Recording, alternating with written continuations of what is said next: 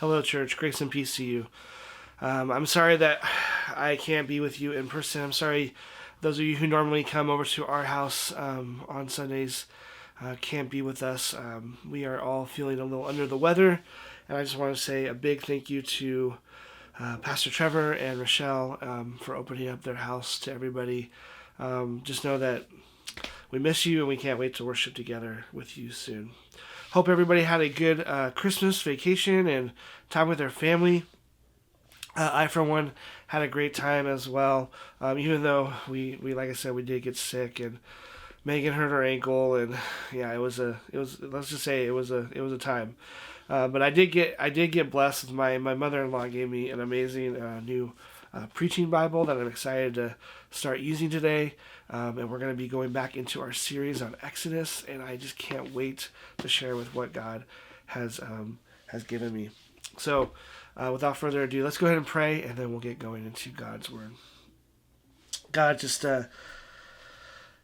thank you for this time together. Lord, thank you for a new year, new beginning. Thank you for a chance for us to gather once again and to be the people of God. God, I just pray that as I preach this message that you allow it to come from you and not just be something that motivational speaking from me, Lord. I just pray that that you use this message to challenge those who hear it, whether it's in person or online. Pray all this in the name of Jesus. Amen. Well, once again, thank you guys for having me. I just want to start off by kind of something that it's kind of been an ongoing theme for me without even me realizing it. I talked about it a couple months ago in November when I talked about Thanksgiving. It's this idea that oftentimes we get caught up in our own selves. We get caught up in our own stories. And this makes sense. I mean, we have our own responsibilities, decisions, wants, desires. But we do that because we can forget that there are other people around us going about our business. And for a lot of reasons, if you think about it, this is very cultural to us in the 21st century because we live in a non-agrarian society. We can afford to kind of go to the supermarket and have somebody butcher our meat and harvest our vegetables and package our food for us. We don't have to worry about where our next meal is coming from most of the time. And like I said, it's very cultural. If we lived, a couple thousand years ago, Steve doesn't kill a buffalo, that affects my life, right? If the rain doesn't come at the right time of year, I don't know when I or my family are going to eat again. So there was a lot more interconnection of our lives together, and our stories were more caught up together. And that's what I want to talk today about. I want to talk about our life as a story, and about how stories are important and they shape who we are, and the stories that we tell each other say something about who we are. And I think about, historians in a couple hundred years are going to be looking back at, this time of 2021, 2022. They're going to look at the stories we tell each other and going to be like, hey, the Spider-Man guy was a big deal apparently. But, sorry. But the stories are important. I mean, I don't think they're going to actually think Spider-Man is a real historical figure, but I think books and TV shows and movies especially, I think movies more than anything else kind of says who we are as a society. And I love movies. And I know that's not that weird a thing to say. A lot of people really like movies. But when I was a kid, we would get VHS copies of movies, and we would watch them over and over and over again. And in a lot of ways, they inspired me. They changed how I saw the world. I remember when I was 6 years old, my dad brought home a copy of the first Home Alone movie. We're right after Christmas, so I'm sure some of you guys watched it in the last couple of weeks. And man, I wanted to be Kevin McAllister. I wanted to be left home alone. I wanted to throw the paint canisters down, even though we didn't have a two-story house.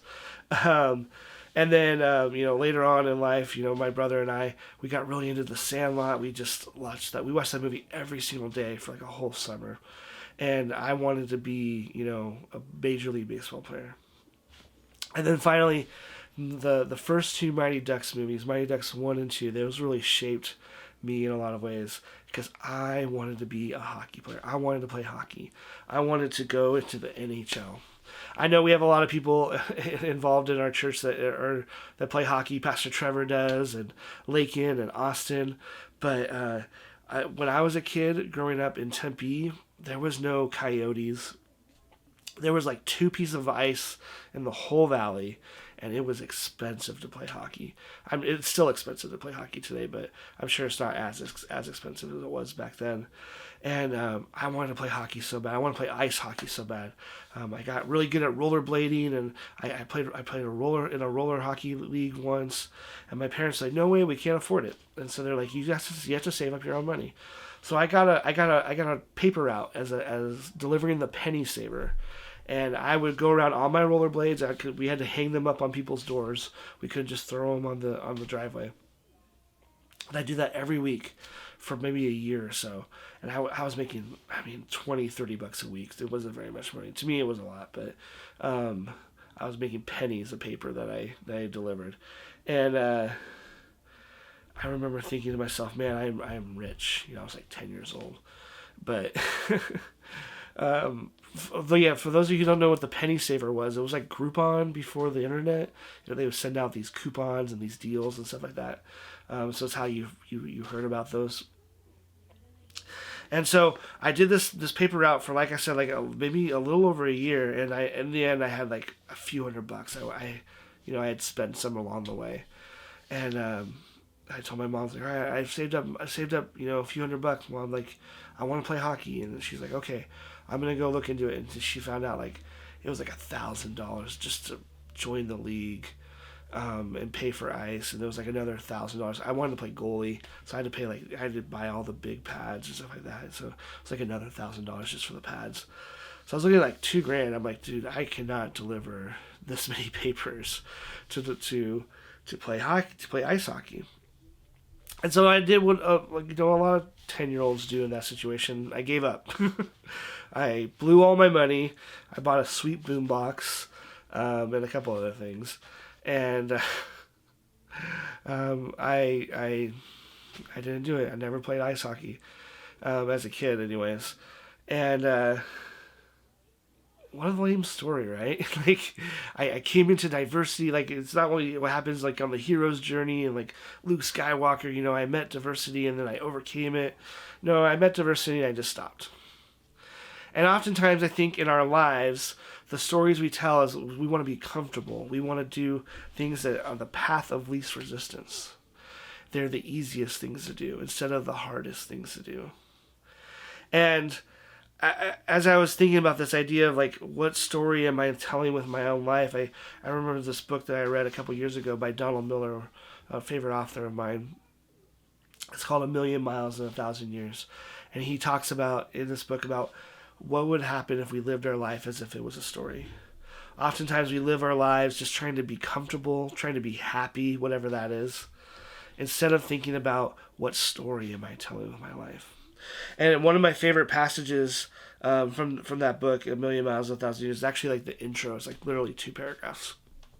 It says, if you watched a movie about a guy who wanted a Volvo and worked for years to get it, you wouldn't cry at the end when he drove off the lot, testing the windshield wipers. You wouldn't tell your friends you saw a beautiful movie, or go home and put a record on to think about the story you'd seen.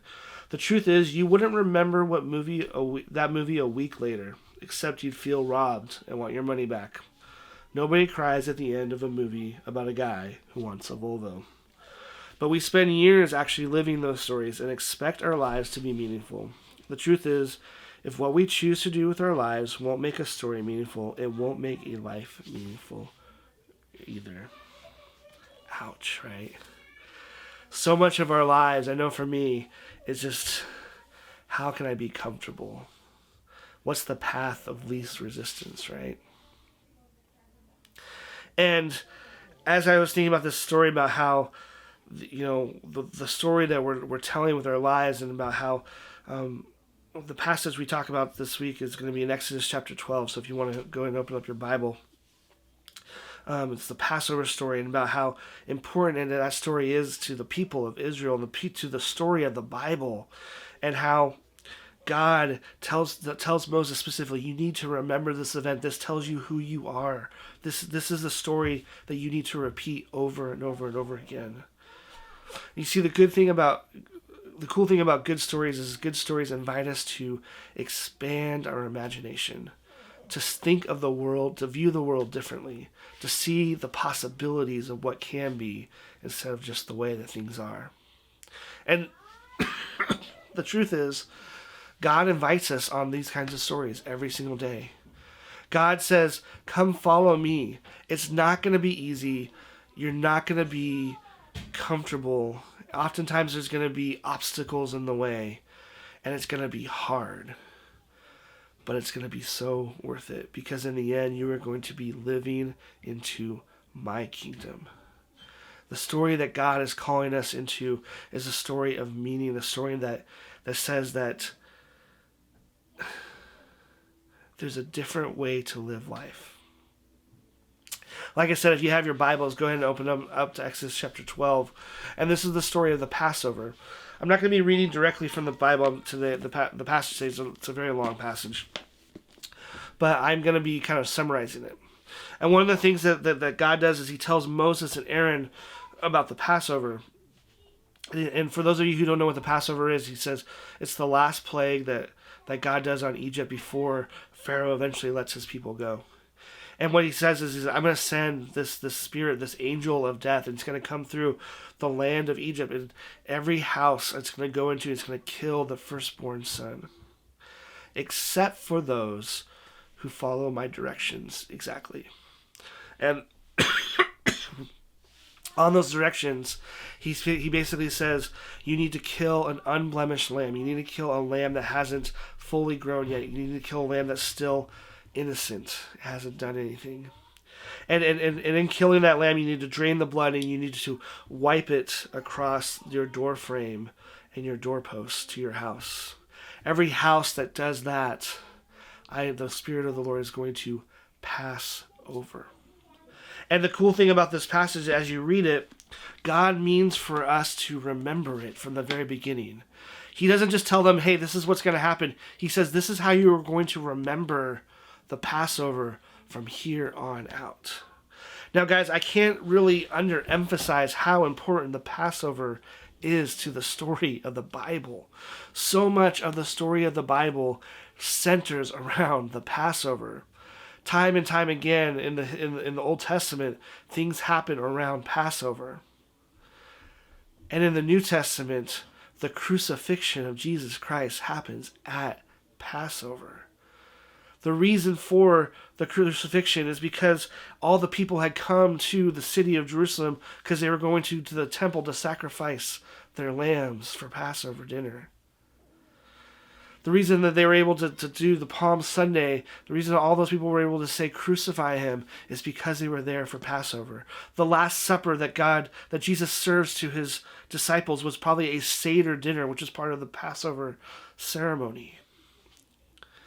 And even John, the Gospel of John says that Jesus dies at the hour in which the priests are slaughtering the lambs in the temple. There's so much meaning behind it.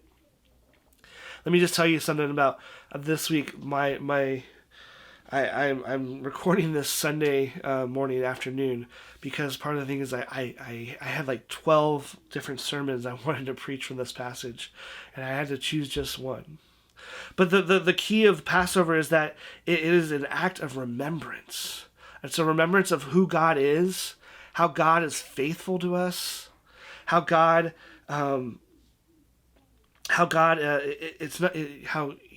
we're not passive in this relationship to God. It requires something of us. We have to sacrifice something. We have to get our hands dirty, literally with the blood of an animal. It's about the responsibility that God takes for his people and how he is faithful to them no matter what happens. Even through 400 years of enslavement, God is still faithful.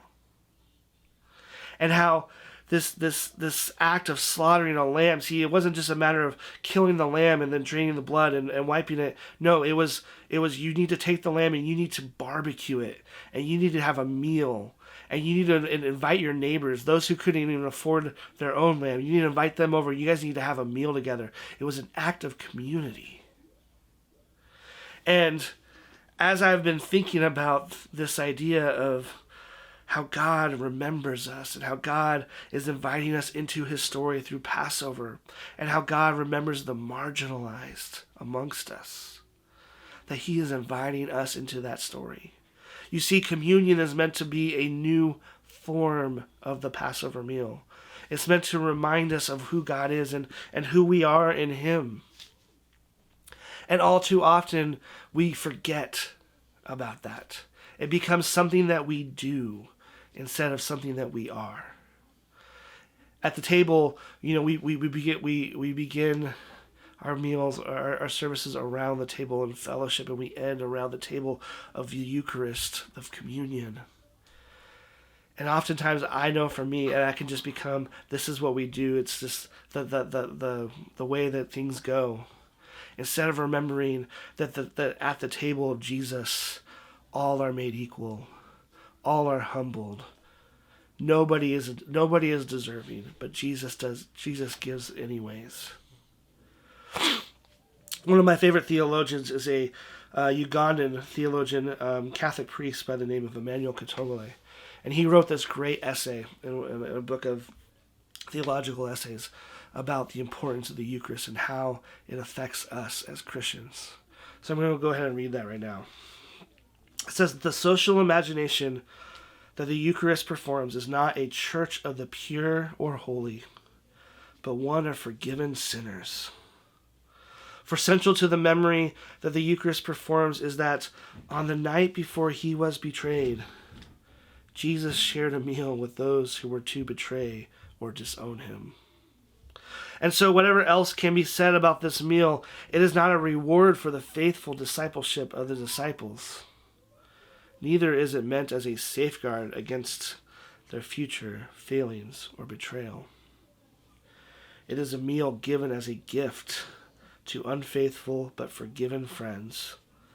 A realization that by itself disciplines the community of disciples into the humble discipleship of forgiven sinners.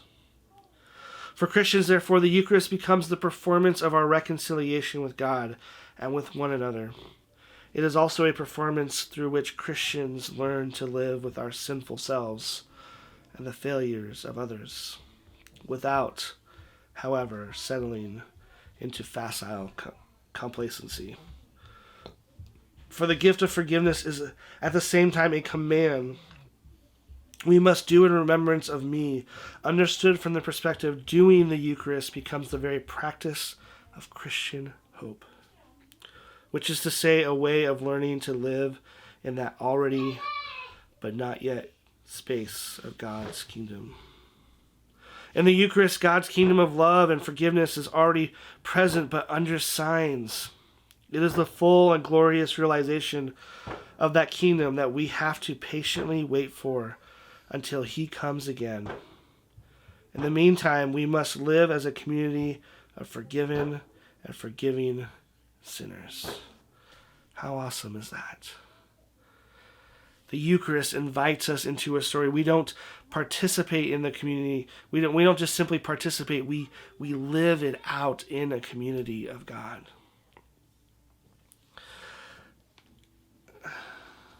At the table, we have one of our values is that we want to be innovative. And our description for that is we want to have kingdom-sized dreams. And for us, I think that means that we are being faithful into what God is calling us to do. We are being faithful into the way that God is calling us to live. And that we are being radical in the ways that we are loving and sharing God's grace with others. Last year, 2021, we were all about let's launch the table. Let's get this thing off the floor. And we kind of stayed safe for the first couple of months. We're like, hey, we're just going to do Sunday. We're just going to do Sunday night. We're going to do things. Well, this year is going to be the year that we're going to try to have those kingdom-sized dreams. We want to try new things. One of the advantages of being a small, new, innovative church is that we can try new things. We can imagine God's kingdom breaking through in different ways. So this year, 2022, I haven't even talked this over with Pastor Trevor, but I want the goal for the table. What I think God is calling me as the pastor to do is I think our goal for the table should be to have kingdom-sized dreams. That we should imagine a world that's different and live into that. And if that means that more people come to the table, great. That's awesome. I'm all for it. That means that people are getting saved, awesome. All for it. But what I hope that means for us is that we are finding new ways to love others, to show people who Jesus is, and to be faithful to the calling God has given us. You see, having those kingdom-sized dreams and living them out are two different things. You see, we oftentimes say we want to live these amazing, cool stories where we do awesome things and we overcome adversity, but oftentimes we take the path of least resistance. But what I'm saying right now is I want for this next year, for us as the table and as the people of God, to imagine a different way of living. Where we are the church where people can come and they can be accepted and they can be welcomed with open arms. Where we are the church where people know that they can call us and we are going to be there for them in any number of different ways. Where we are the church where people know that they can invite their friends and they can come and they can share a meal and they can partake in the Eucharist and they can partake in this act that subverts the popular culture and says, I am part of a bigger story, a more difficult story, and a story that is God's kingdom breaking into the world. I think we can do that. And I think that God has called us to that this year. So I want to challenge you. How is God challenging you to live a different story? How is God challenging you to be a part of the table's kingdom-sized dreams this year? God bless.